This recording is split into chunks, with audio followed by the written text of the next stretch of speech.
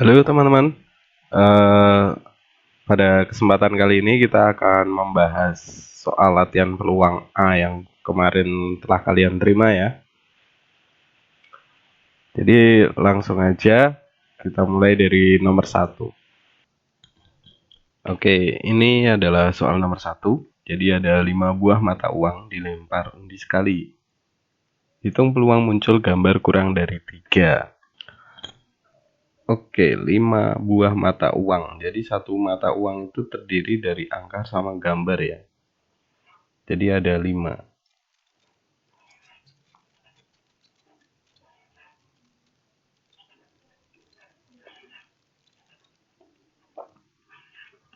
Nah, gini. Berarti NS-nya adalah 2 pangkat 5 atau 32. Oke.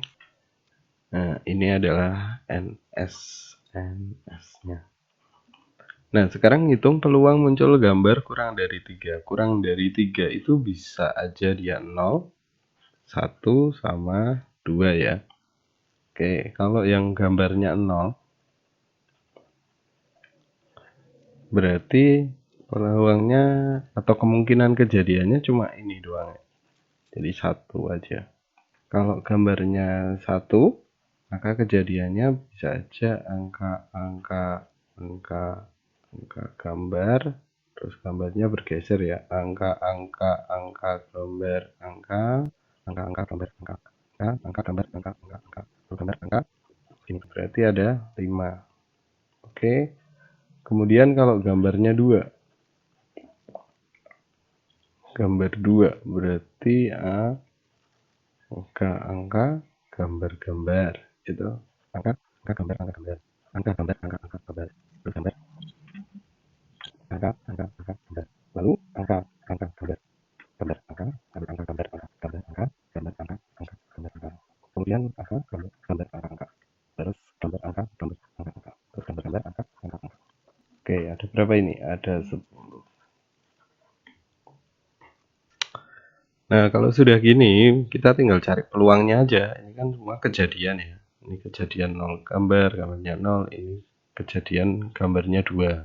Sehingga peluang 0 itu berarti 1/32. Peluang 1, 5/32.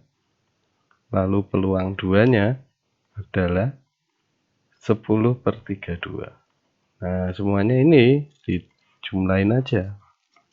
Gitu. Jadi hasilnya adalah 1 plus 5 plus 10 ya, 16/32. Gini, atau sama aja dengan setengah. Ya, jadi peluang muncul gambar kurang dari 3 itu adalah setengah. Oke, nomor 2. 2 buah dadu dilempar undi sekali. Hitung peluang muncul angka dadu berbeda dan jumlah kedua angka pada dadu lebih besar dari 7. Nah, jadi ketika ada 2 dadu, kalian cukup bikin pendataan gini aja. Kayak di SMP itu. Nah, ini kan kasar nggak apa ya? Yang penting cukup untuk kita lihat. Ya. Kalau mau bikin pasangan lebih itu boleh. Kalau aku lebih suka gini sih. Oke, kita tinggal lihat nih. Peluang angka dadu berbeda. Berbeda berarti yang sama kan ini ya. Yang sama ini. Nggak boleh ini.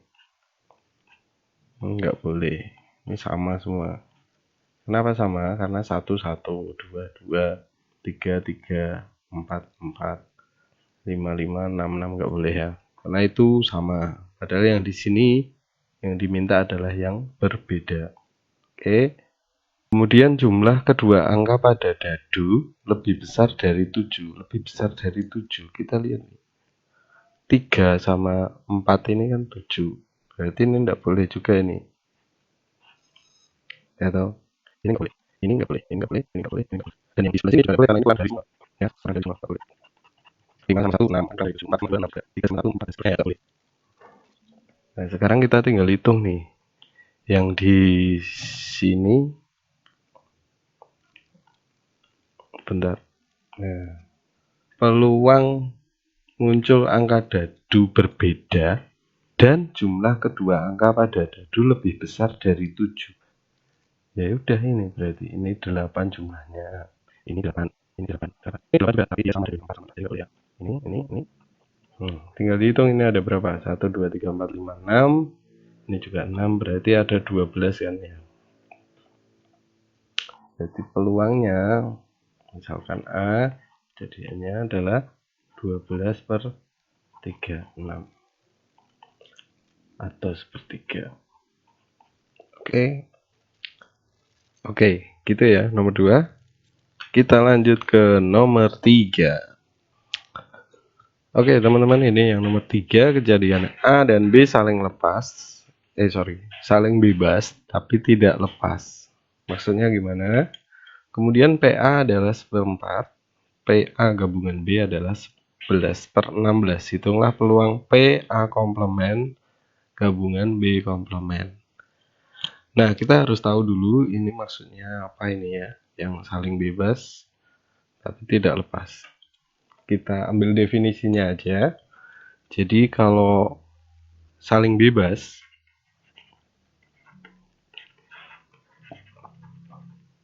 berarti P A irisan B itu adalah P A dikalikan PB. Ini ya. Sedangkan tidak saling lepas,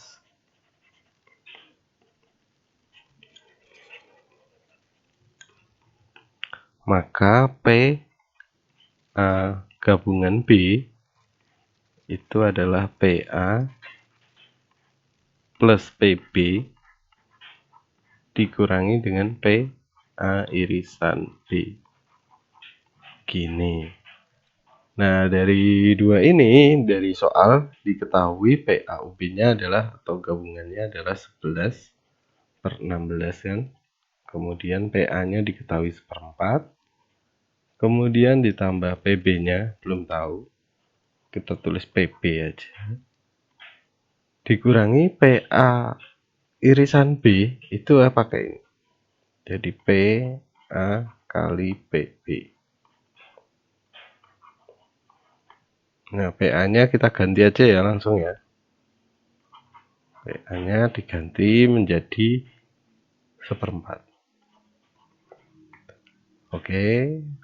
Sehingga di sini menjadi 11/16 dikurangi 1/4 sama aja dengan PB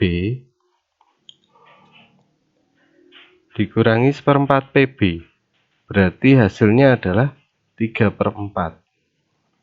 Oke, ini dihapus saja. Nah, jadi PB 1 PB dikurangi 1/4 PB hasilnya adalah 3/4 PB. Maka dari sini menjadi 7/16 sama aja dengan 3/4 PB. PB-nya bisa dicari loh. PB adalah 7/12.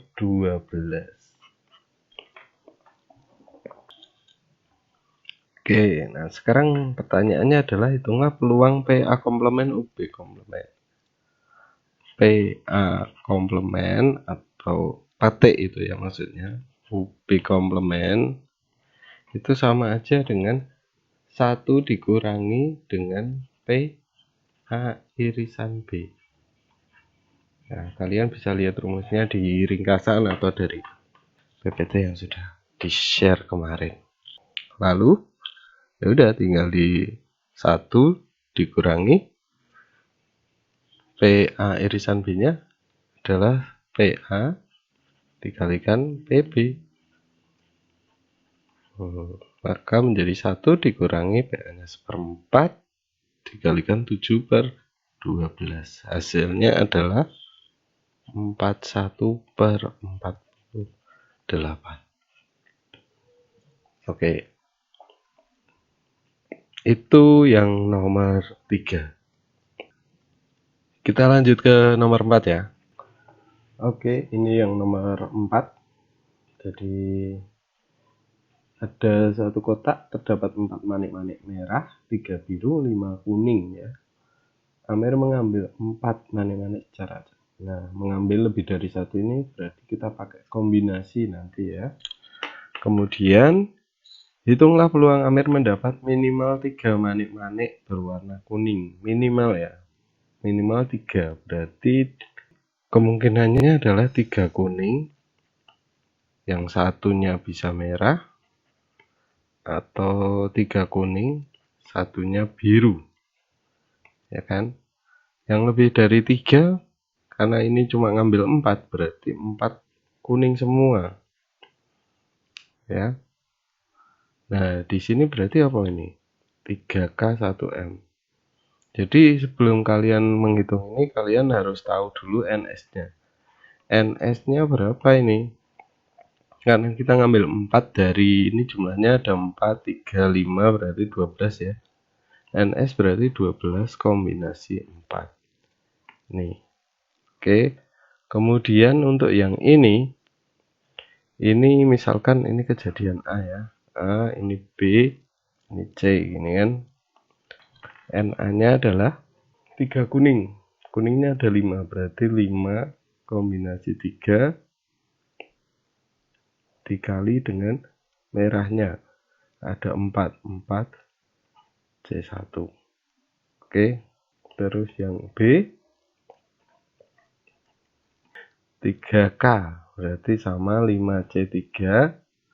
Terus B-nya ada 3, berarti 3C1. Oke, kemudian yang ini NC-nya adalah 4 kuning semua. Kuningnya ada 5 ya, berarti 5C4. Sorry. Oke. Nah, kemudian peluangnya gimana? Peluangnya ya tinggal ini semua dijumlahin dibagi ini. Gitu. Peluang misalkan kejadian ini ya. Peluang mendapat 3 manik-manik, minimal 3 manik-manik. Minimal 3 kuning. 5C3 4C1 ditambah dengan 5C3 3C1 ditambah dengan 5C4. Nah, ini per 12C4. Gini, Bos. Oke. Kita tinggal ngitung kombinasinya tuh. Oke. Ya, kita ngitung di sini dulu lah ya. Kita ngitung 12C4 dulu. 12C4 berarti 12 kali 11 kali 10 kali 9 kali 8 faktorial ya. Per 12 kali 4 kali 8 faktorial 4 faktorial. Coret-coret. Ini 4 faktorial itu 12, 24 ya. Coret masih 2, ini jadi 5. Oke, jadi 495. Kemudian untuk 5C3 jadi 5 kali 4 3 faktorial per 2 faktorial 3 faktorial. Coret-coret, coret-coret 2 menjadi 10. 5C1 itu adalah 4. Kemudian 3C1 itu adalah 3. 5C4 itu adalah 5 juga. Oke. Nah, kalau ini udah, maka kita tinggal masukkan di sini 5C3-nya tadi berapa? 10. 10 dikaliin dengan 4C1. 4 ditambah 5C3 10 kaliin 3C1 3 ditambah 5C4 5 per 495 gini 40 30 75 per 495 sederhana ya dibagi 15 ya berarti ini 5 ini 33. Jadi peluang Amir mendapatkan minimal 3 manik-manik adalah 5 per 33. Oke, nomor 4 selesai. Kita lanjut ke nomor 5. Oke, ini nomor 5. Peluang Yuan berhasil memasukkan bola basket ke jaring dari jarak 3 meter adalah 3/4. Yuan diberi kesempatan memasukkan 4 kali. Hitung peluang Yuan berhasil memasukkan 2 kali. Jadi dilakukan 4 percobaan ya. Nah, kita tulis dulu aja apa yang ada di sini. Yaitu peluang ini apa berhasil ya B berarti adalah 3/4. Terus peluang gagalnya berarti adalah ya 1 dikurangi 3/4 berarti 1/4. Oke, kemudian percobaannya adalah 4 kali. Lalu yang diminta adalah berhasil memasukkan 2 kali. Anggap aja ini adalah K gini ya. 2 kali. Oke. Nah, kalau boleh saya kasih tahu di sini, ini adalah peluang binomial ya. Peluang binomial itu apa? Saya kasih tahu ciri-cirinya dulu. Jadi ini adalah percobaan binomial, merupakan suatu percobaan yang memenuhi syarat berikut. 1. Terdapat n kali percobaan. Di sini berarti 4 kali ya. Masing-masing percobaan hanya menghasilkan 2 kemungkinan, sukses atau gagal. Ya benar, berhasil atau gagal, atau mungkin kayak tadi yang mata uang itu angka atau gambar gitu ya. Itu juga bisa. Masing-masing percobaan hanya dapat menghasilkan 2 kemungkinan, sukses atau gagal. Udah. Yang ketiga, hasil dari masing-masing percobaan haruslah saling bebas. Ya, saling bebas. Kemudian yang keempat, peluang untuk sukses sama setiap kali percobaan. Ya, 1 kali bisa benar, bisa salah, setengah-setengah ya, bisa. Oke.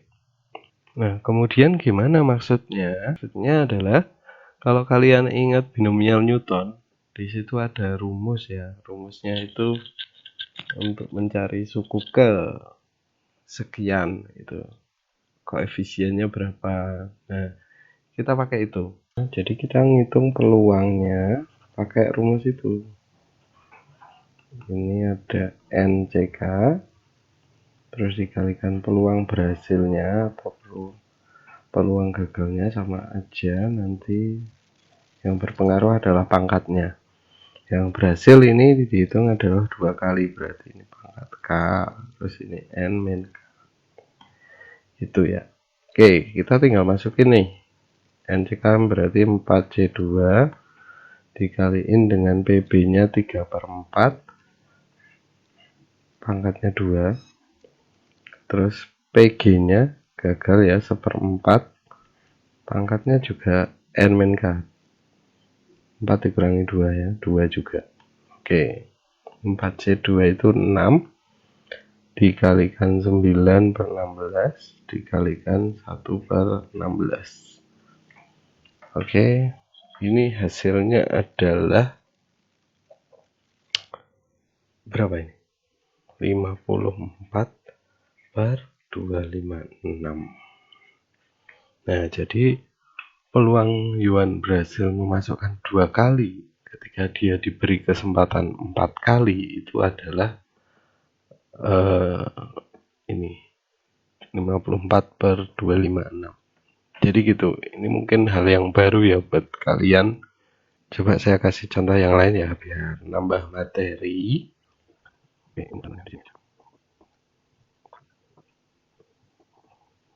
Oke, ini adalah contohnya. Seorang pemain sepak bola berhasil mencetak gol dari tendangan penalti dengan peluang 1/4. Dalam kesempatan dilakukan 4 kali tendangan.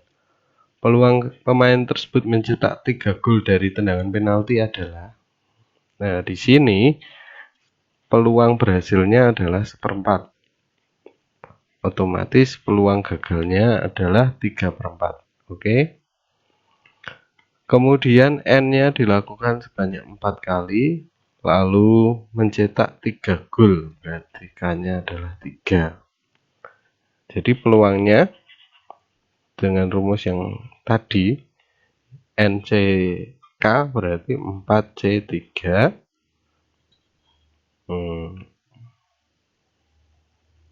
4C3 dikalikan dengan peluang berhasilnya 1/4 sama 3/4. Nah ini, nah di sini pangkatnya 3, ini pangkatnya 4 min 3 berarti pangkat 1. Oke, hasilnya adalah 4C3 itu 4, ini menjadi 4/3 itu 16/64 dikalikan dengan 3/4. Oke, hasilnya adalah 3/64. Gitu bos. Oke ya, mudah-mudahan paham. Walaupun ini belum pernah kita, tapi di sini saya kasih contoh lagi. Oke, silahkan dipahami lagi. Kalau misalkan masih kalian belum gitu paham, bisa dicek lagi, diulangi lagi ya. Nah, kita akan lanjutkan ke nomor 6. Oke, teman-teman, ini adalah nomor 6. 4 mata uang diundi sekali. Tentukan peluang muncul 2 gambar apabila salah satu uang logam muncul gambar. Jadi di sini ini adalah kejadian bersyarat, peluang bersyarat. Peluang kejadian bersyarat. Yaitu ya.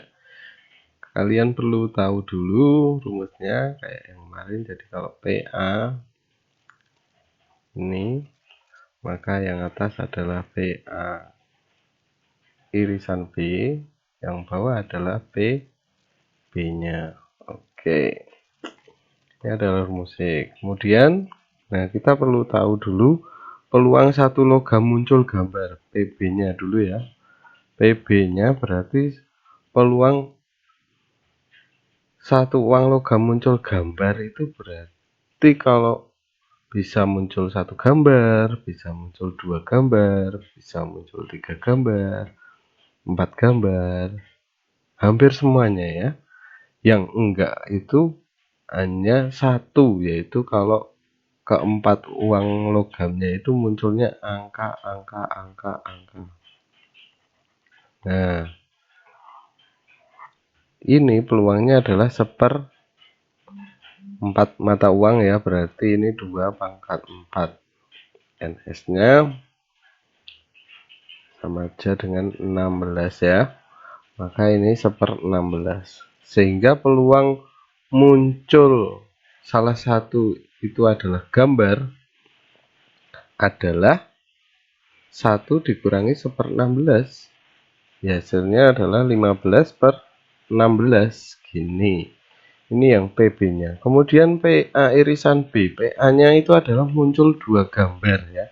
Muncul 2 gambar berarti bisa AAGG, AG, AG, AG, kemudian AG, G, AG, AG, lalu GG.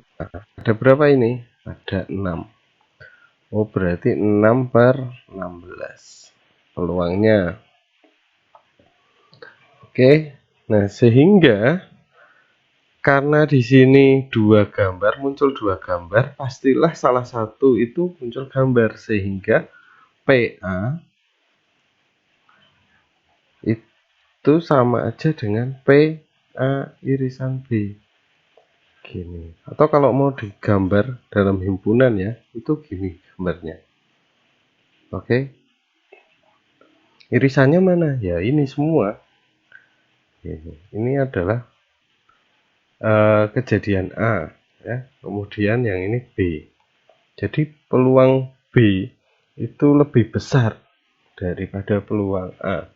Karena yang B itu salah satu gambar itu bisa 2 gambar, 3 gambar, 4 gambar.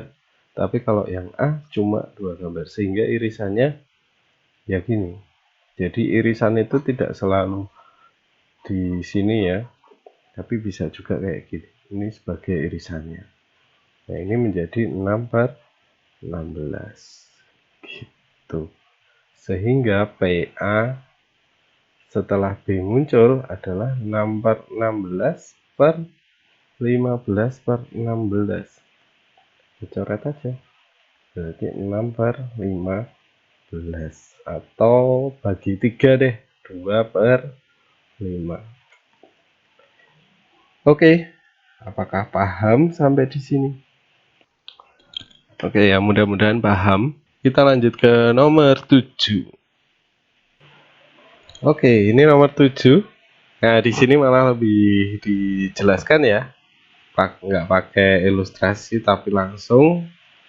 Jadi tentukan PA setelah B muncul ya. Kita tulis saja rumusnya. PA B ini adalah PA irisan B dibagi dengan PB. Oke. Nah, tapi di sini di atas tidak diketahui irisannya ya, tapi gabungannya. Ya kita cari. Jadi kalau tidak ada keterangan di soal, biasanya dia tidak lepas ya, tidak lepas berarti PA irisan B itu adalah PA tambah PB dikurangi PA. gabungan B. Oke, nah terus kita masukkan aja nih, PA-nya adalah setengah ditambah 4/5 dikurangi 9/10. Samaan 10 semua, berarti 5/10 ditambah 8/10 dikurangi 9/10. Hasilnya adalah ini 13 dikurangi 9, 4/10 atau 2/5. Oke. Nah, terus kita masukkan ke sini. Berarti 2/5 dibagi dengan PB-nya 4/5. Udah, coret aja, coret-coret. 2/4 sama dengan setengah. Oke, bos. Lanjut nomor 8. Oke, ini nomor 8.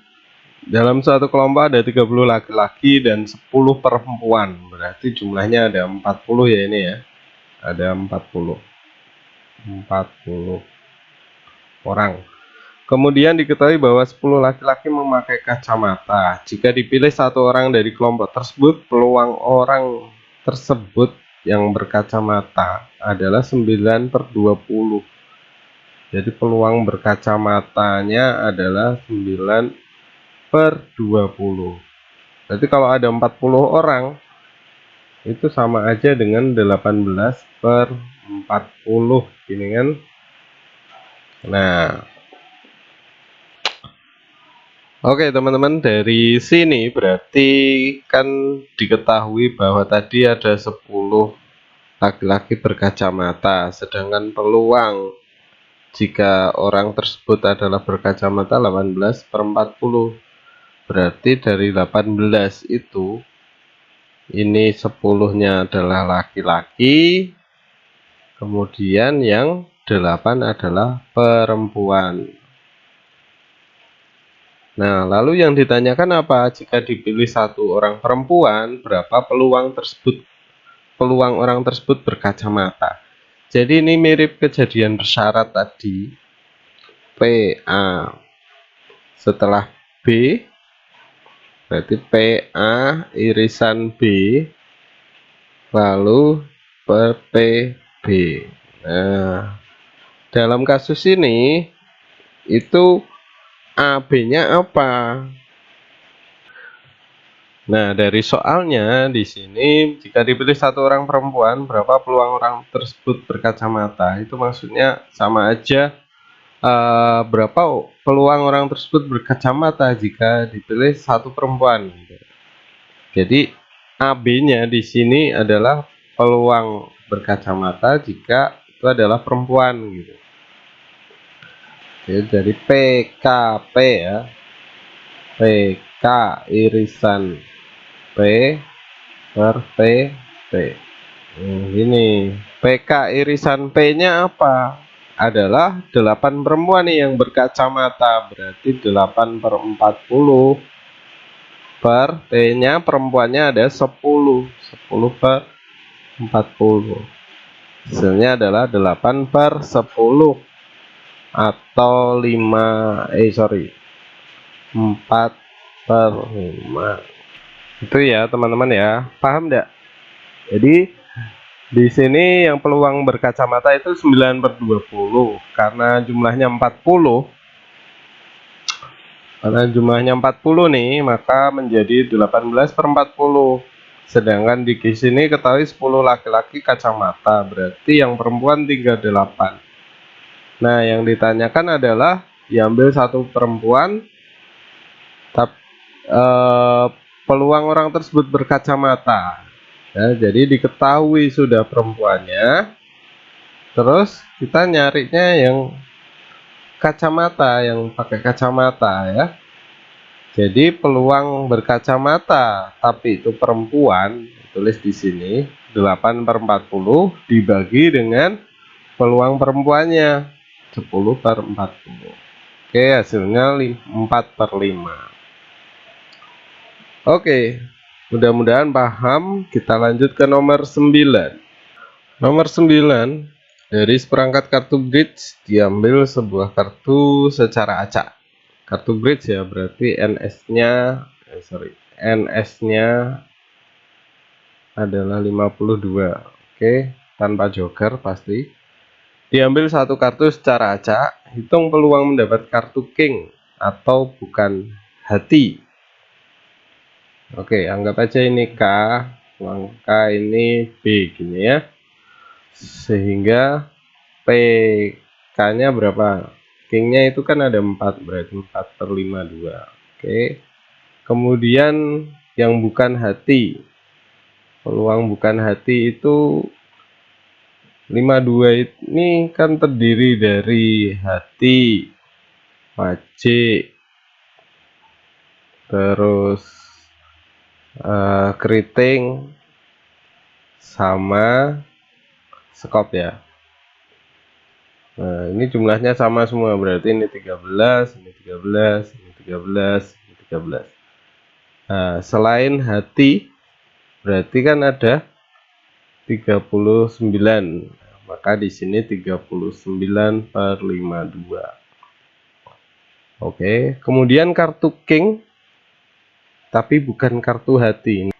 Hanya ada 3/52 ya. Kartu king bukan hati. Jadi kartu hati yang king kan 1, wajik 1, keriting 1, skop 1. Jadi kalau ada yang bukan hati, berarti ada 3/52. Nah, terus gimana, Pak? Ya udah dimasukin aja P, PK dengan B. Peluang mendapat kartu king atau bukan hati ya, berarti PK ditambah PB dikurangi dengan irisannya PK irisan B. Ya, berarti 4/52 ditambah 39/52 dikurangi dengan 3/52. Hasilnya berapa? 40/52. Ini dicernain jadi 10/13. Oke. Gampang ya ini ya. Lanjut ke nomor 10. Ini nomor 10. Dalam gudang ada 12 barang dan 4 diantaranya rusak. Berarti yang baik ada 8 ya. Akan diambil 3 barang satu persatu tanpa pengembalian. Hitung peluang terambilnya sekurang-kurangnya 1 barang yang rusak. Jadi dalam hal ini kita ngitung yang nggak rusak aja ya. Jadi peluang 3 baik. Terus satu persatu tanpa pengembalian. Jadi nanti dikomplemenkan ya. Nah, peluang 3 baik itu kan yang baik berarti di sini ada 8 baik ya. Oke, jadi kita ngitung komplemennya sehingga ini sama aja dengan yang ini kan 8 yang baik, berarti 8/12 pengambilan pertama, terus kedua karena diambil 1 tidak dikembaliin tinggal 7, semestanya tinggal 11. Pengambilan ketiga tinggal 6, semestanya tinggal 10. Oke, ini hasilnya adalah berapa? Ini 4, 2, 3, ini 2, oke, ini 5, maka tinggal 14/55. Nah, lalu yang dihitung peluang terambilnya sekurang-kurangnya 1 barang yang rusak itu sama aja dengan 1 dikurangi dengan yang 3 baik ini. Dikurangi 14 ya ini, 14/55. Hasilnya 41/55. Gini. Oke. Gitu. Kalau misalkan Pak nggak usah pakai komplement dihitung satu-satu ya bisa. Jadi 1 rusak kan 2 baik, lalu 2 rusak 1 baik, lalu 3-3-nya rusak. Nah, berarti ini nanti ketemunya adalah 1 rusak, itu berarti 4/12, terus ini 8/11, yang ini 7/10. Jadi ini yang rusak, ini yang baik. Itu kalau pengambilan pertamanya adalah dapatnya yang rusak. Kalau pengambilan keduanya yang rusak, pengambilan ketiganya yang rusak, Berarti di sini ini dikaliin 3. Dikali 3. Oke. Terus yang kedua, 2 rusak berarti 4, 12. Terus ini rusak lagi. Terus ini baru baik. 8/10. Itu kalau pengambilan pertama rusak, pengambilan kedua rusak, pengambilan ketiga baik. Kalau pertama baik, 2 rusak, 3 rusak. Atau pertama rusak, 2 baik, kemudian yang terakhir rusak. Berarti ini juga dikali 3. Gitu. Oke. Kemudian yang 3 rusak, ini hanya ada satu kemungkinan ya. Jadi 4, 12, 3, 11, 2, 10. Gitu. Nah, ini hasilnya semuanya dijumlahin. Dijumlahin ya. Itu hasilnya nanti akan sama 41/55. Tapi kan panjang banget. Jadi kita cari yang efektif aja. Oke, itu nomor 1 sampai 10. Mudah-mudahan paham ya. Kalau enggak paham bisa tanya atau bisa kalian ulangi videonya, dicermati, dipahami lagi. Itu terima kasih sudah menonton video ini. Semoga bermanfaat. Sampai jumpa lagi.